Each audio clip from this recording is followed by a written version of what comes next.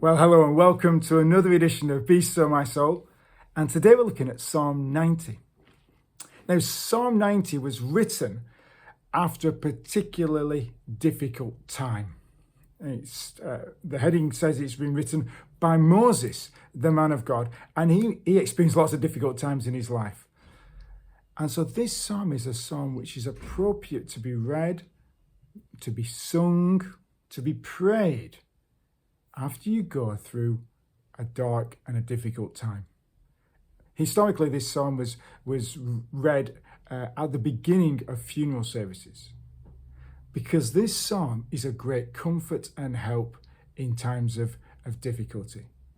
Because it tells us that we can respond to life, we can respond to the shortness of life, the fragility of life, and the sinfulness of life by making the eternal God our home and by looking to him to establish our lives and our work while we're here on earth. And so I want to begin slightly differently today by beginning not at verse 1 but beginning at verse 3 and thinking about ourselves.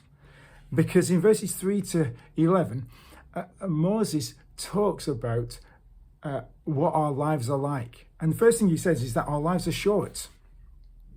You return man to dust, and say, return, O children of man.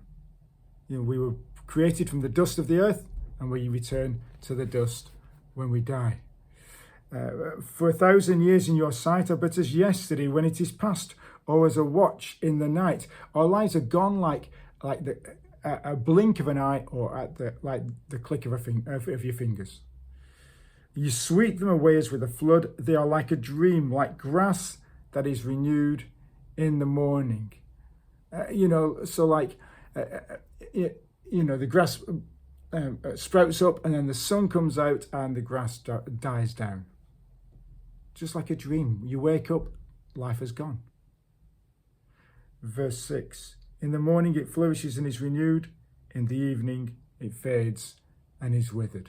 You got bright hope in the morning. You wake up, you're alive. Life has got lots of good things waiting, and in the evening, things fade away and wither away. The grass does that. Our lives do that.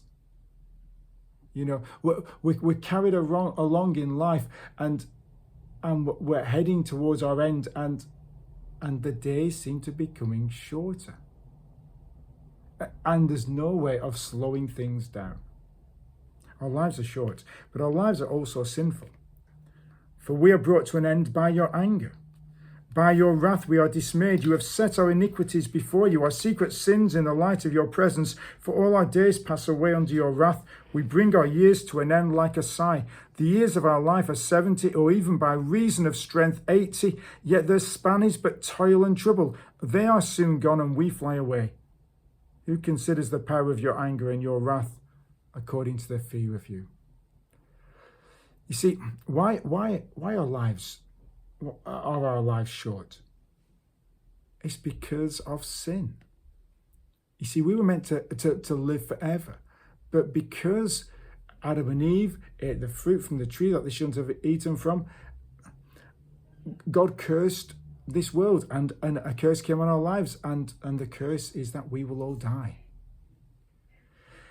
And so we have this feeling within us that we should live forever. And yet our experience is that life is short. And so there's something in us that says there is a disconnect. There's something wrong here. There's a problem deep in our hearts and lives. The problem between how we should live forever, a joyful life, and how we do live a short, fragile, sinful life. And so the question is, how do you solve that problem? Well, by turning to God. And that's what he does right at the start of the psalm. In verse 1, he focuses on God, and he focuses on one attribute of God, and that is that God is eternal. Lord, you've been our dwelling place in all generations. Before the mountains were brought forth, or ever you had formed the earth and the world, from everlasting to everlasting, you are God. You see, God is eternal. And what does that mean? Well, it means on a basic level that God had no beginning and will have no end. You see, the world and everything in it has had a beginning and God made it, but God never had a beginning. He existed 200 billion years ago and existed before that. And he will exist in 200 billion years' time and will exist after that. He's never had a beginning and never will have an end. But it means also more than that. It means that God is timeless. That God is not affected by time. And that he sees all of time presently before him. That means he gains no new knowledge or wisdom. He gains no new, he's not influenced by anything that is new. His purposes never change. He himself is perfect. And so what difference does that make to us in our short and fragile and sinful lives, knowing that God is eternal? Well, it means that we have a shelter in the storms of life. Because you can take refuge in an eternal God. The storms of life take us by surprise, but they never take God by surprise. And the storm doesn't change him or his good purposes for you. It doesn't change his love for you. It doesn't change his attitude towards you. But it also means we can have hope for the future. See, one of the things about times of difficulty and trouble, and one of the things that happens at funerals, is the future just looks bleak. There's an uncertainty. There's a fear and an anxiety about what's going to happen next. But you see, the future doesn't take God by surprise because he knows all things. He sees all things. Everything is present before him. And so we can trust him for our future. You can leave your future in God's hands. And so even though life might bash you about, you're safe and secure, and your future is safe and secure in the hands of God. And so finally, the question is, how do we get this hope into our lives? Well, we get this hope by making God our home. That's what Moses says in verse 1.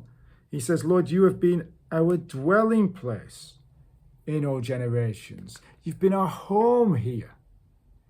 You see, back in Deuteronomy, Moses said these words. He said, the eternal God is your dwelling place, and underneath are the everlasting arms. You see, God is our only refuge, our only home, our only dwelling place, because only he lasts forever. And so if you make God your home, then you are secure forever. And if you don't make God your home, then like everything else in this world, you will pass away, return to dust. And our problem is that we so often make other things our home. We so often try to find and build our home here on earth, but we know deep down nothing here on earth, even the best of families, even the best of friends, even the best of jobs, none of these things can make us secure. None of these things are our refuge. None of these things are our ultimate home. Our home is found in God. And we make God our home by praying three things. And these come at the end of the psalm. So teach us to number our days, that we may get a heart of wisdom. The first way you make God your home is by asking him to teach you. By putting yourself under his under him as a teacher. You say, teach me wisdom. Teach me about myself and my sin. Teach me about the shortness of life. Teach me about yourself. Teach me about life in general, because every moment of life is precious. Teach me. But not only teach me, you need to pray that God would satisfy you. Verse 13, return, O Lord, how long? Have pity on your servants. Satisfy us in the morning with your steadfast love, that we may rejoice and be glad all our days. Not only do we pray that God would teach us, but we pray that God would satisfy us, because the reason we try and build our home here is because we try and find satisfaction from the things of the world. And when we do find some satisfaction from them, we think, this is the place I can find my home. But the ultimate satisfaction is found in the love of God. God's love for you, a love which existed before you were made, a love which led him to send his son to die on a cross for you, a love which will keep you throughout your life, a love which outweighs all the difficulties and troubles that you experience, a love which is stronger than any of the storms that you face, a love which will turn your present sorrows into future joys and your present suffering into future glory, a love which will bring you through death and raise you up one day, a love which will last forever and forever and forever because God lasts forever and forever and forever. We need to pray that God would satisfy us with that love. And finally, we need to ask that God would establish us. Verse 16, let your work be shown to your servants and your glorious power to their children. Let the favour of the Lord our God be upon us and establish the work of our hands upon us. Yes, establish the work of our hands. Help me not to waste my life, but help me to so live my life for you that it would have a lasting effect here on earth and a lasting effect for eternity. So that you might be honoured and so other people might be helped. That's what we should pray.